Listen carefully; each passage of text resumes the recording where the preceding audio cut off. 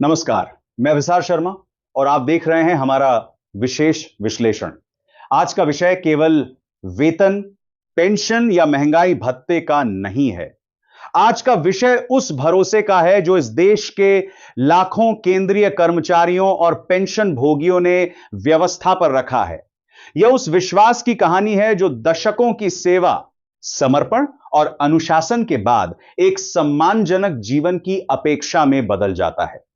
आज हम जिस दौर से गुजर रहे हैं वह केवल आंकड़ों और प्रतिशतों का दौर नहीं है, बल्कि उम्मीदों, आशंकाओं और अधिकारों की पहचान का दौर है। आने वाले समय में जो भी निर्णय होंगे वे केवल सरकारी फाइलों में दर्ज आदेश नहीं होंगे, बल्कि करोड़ों परिवारों के वर्तमान और भविष्य की दिशा तय करेंगे। राजधानी नई दिल्ली में 25 फरवरी से national council staff side joint consultative machinery की ड्राफ्टिंग कमेटी की बैठकें शुरू हुई हैं। यह कोई साधारण बैठक नहीं है। कहा जा रहा है कि यह बैठक लगभग 1 सप्ताह तक चलेगी और इसमें कर्मचारियों तथा पेंशनरों की विभिन्न मांगों को समेकित कर एक विस्तृत और एकीकृत ज्ञापन तैयार किया जाएगा। यही ज्ञापन आगे चलकर 8वें केंद्रीय वेतन आयोग के समक्ष रखा जाएगा। इस आयोग की अध्यक्षता पूर्व न्यायाधीश रंजना प्रकाश देसाई कर रही हैं और यह वही मंच है जहां आने वाले वर्षों की आर्थिक संरचना, वेतन ढांचा और पेंशन प्रणाली की दिशा तय होगी।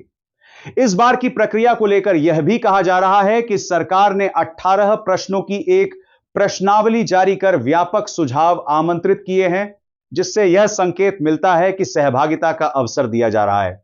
लेकिन असली परीक्षा इस बात की होगी कि क्या यह सहभागिता अंतिम सिफारिशों में भी दिखाई देगी या नहीं।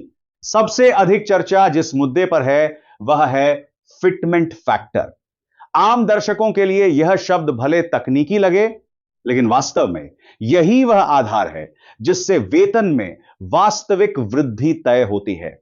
कर्मचारियों की ओर से प्रस्ताव रखा गया है कि पे लेवल 1 से 5 तक के लिए फिटमेंट फैक्टर 3 रखा जाए, पे लेवल 6 से 12 तक के लिए 3.05 से 3.1 के बीच और उससे ऊपर के अधिकारियों के लिए 3.25 तक का प्रावधान किया जाए।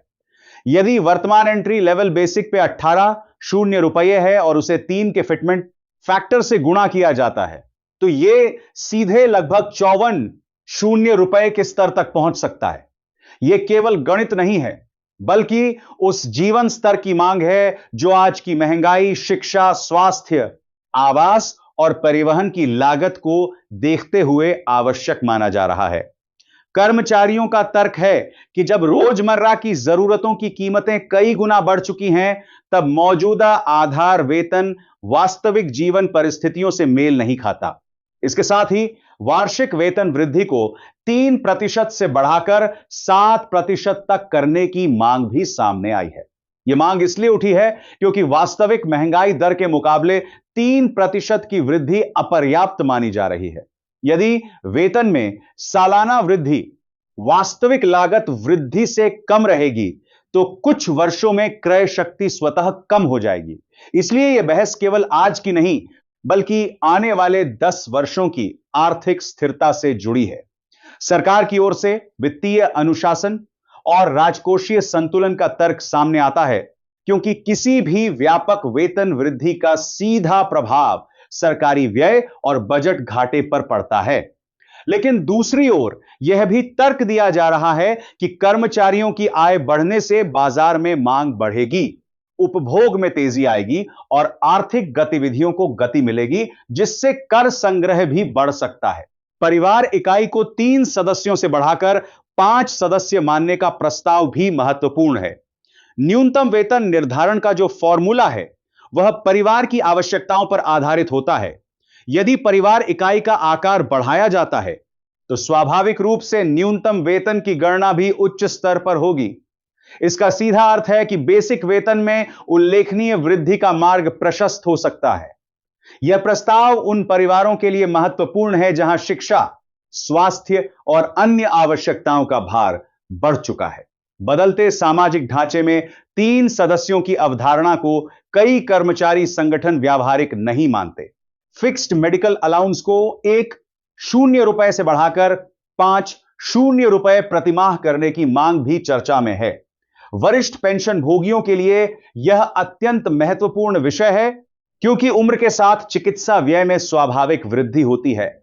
दवाइयों, जांचों और उपचार की लागत तेजी से बढ़ी है। ऐसे में एक ₹0 का मासिक भत्ता कई मामलों में प्रतीकात्मक बनकर रह जाता है।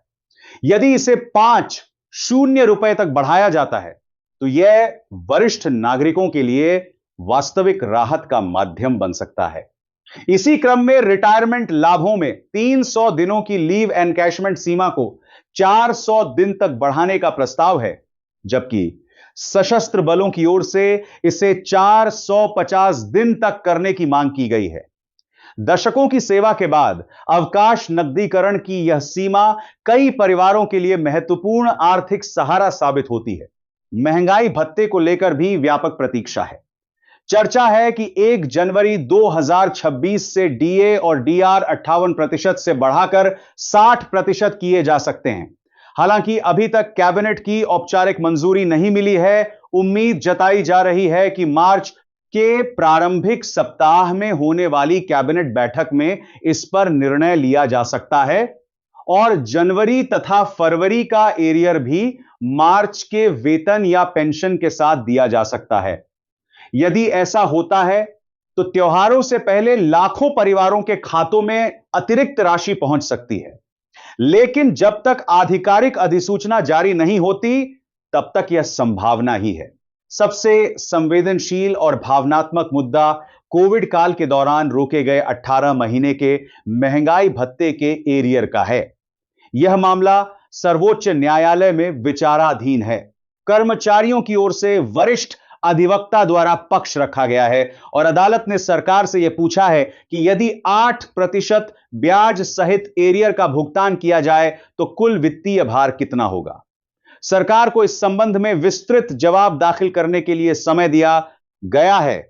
यदि न्यायालय कर्मचारियों के पक्ष में आदेश देता है तो सरकार को भुगतान करना पड़ सकता है। यह निर्णय केवल वित्तीय प्रभाव का विषय नहीं होगा, बल्कि यह विश्वास की पुनर्स्थापना का भी प्रश्न होगा।